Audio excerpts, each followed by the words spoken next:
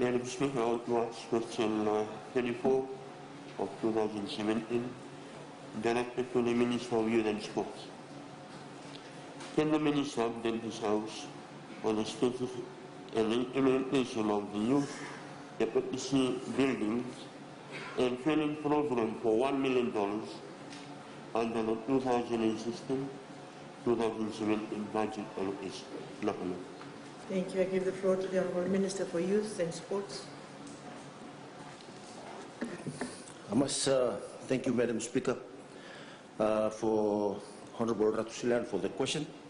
The Honourable Prime Minister, Honourable Leader of Opposition, fellow ministers and the Honourable members of the House. Madam Speaker, this funding is a core component of the allocation of the Ministry of Youth and Sports, which covers the following: the training programs implemented in communities, training programs implemented at our 5 training centers around the country, and salaries for our youth administrators, and research and development programs, and the 5th one is the monitoring and evaluation.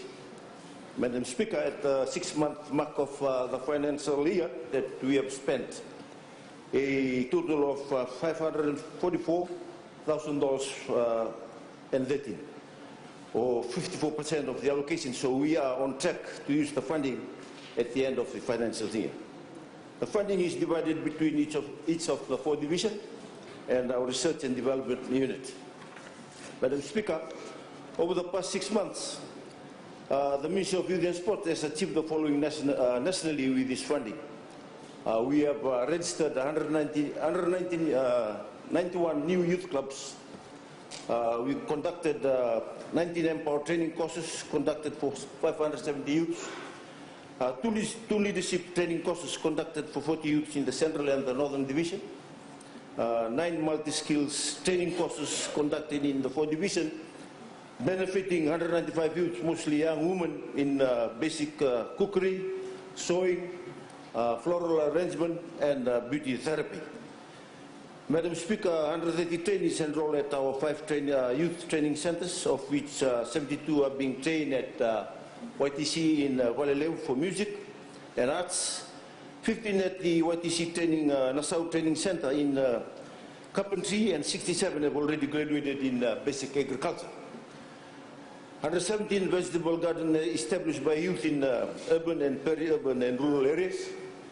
This is to improve livelihood and the diet of families in fighting against NCDs. 330 youths in the 4 divisions participated in the 11 mobile skills training courses organized for small engine repairs, fiberglass boat maintenance, with another 2 training courses set for the year. Madam Speaker, 460 to 64 youths in schools and out of schools have been registered for the Duke of Edinburgh International Awards Program. Of the 16 monitoring programs to be conducted this year, 4 have so far been conducted to see the progress of youth and sports development programs around the nation.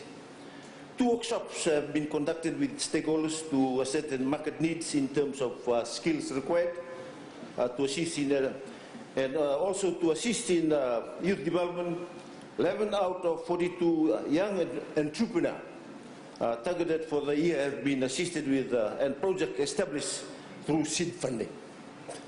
In summary, Madam Speaker, after 6 months, approximately 2,048 youths, this is youths that are dropouts from the formal education section, have directly benefited from the ministry's program.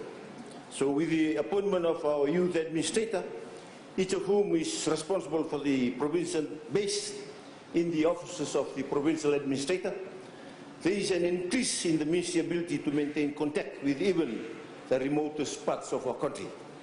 This, Madam Speaker, has led to better information being available on which we base our decision from. We are now facing an overwhelming demand from youths for training, capacity building, project development and income generating project support as more communities become aware of the training and support we offer through the vastly improved communication with our youth administrators. As a result, the ministry will motivate for additional funding for the next financial year to meet this request, as it is important to meet this demand to get our young people upskilled in order for them to play their part in the life of our country and in the economy. That is all, Madam Speaker. Thank you. I now give the floor to the Honourable Sarah Honourable. Thank you, Madam Speaker, and I thank the Honourable Minister for his explanation. The National Youth Council is a key stakeholder for the implementation of the National Youth Policy. So could the Honourable Minister explain if the National Youth Council is effectively functional? If yes, how much is the Ministry allocating from its budget to the National Youth Council? If not, what are the challenges faced by the National Youth Council, and what is the Ministry doing about these challenges? Thank you, Madam Speaker. Thank you, Honourable Minister. Madam Speaker, I must thank Honourable Randonda for that question. The National Youth Council is funded by the UNDP through the Ministry of Youth and Sports. They were allocated funds by the UNDP for the last 3 years, and their last year was last year.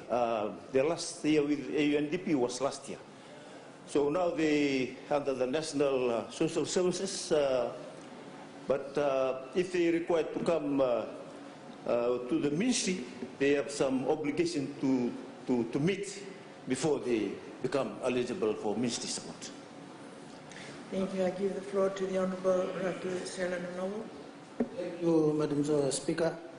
I'd like to also thank the Honourable Minister for the presentation given this morning in regards to the question on hand.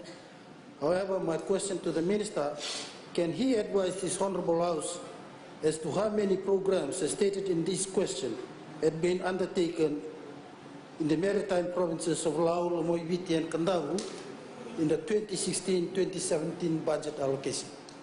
Thank you, Madam Speaker. Honourable Minister. I think that is a totally new question, but I can provide the data for that information. Thank you. Thank you for that question. I give the floor to the Honourable Anna Revandi. Thank you, Madam Speaker. Thank the Minister for the presentation.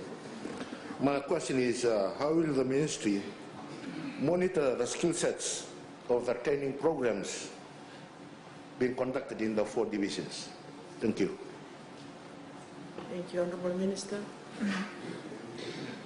I've answered the questions. We have already monitored 4 out of the 16 programs that we are targeting this year.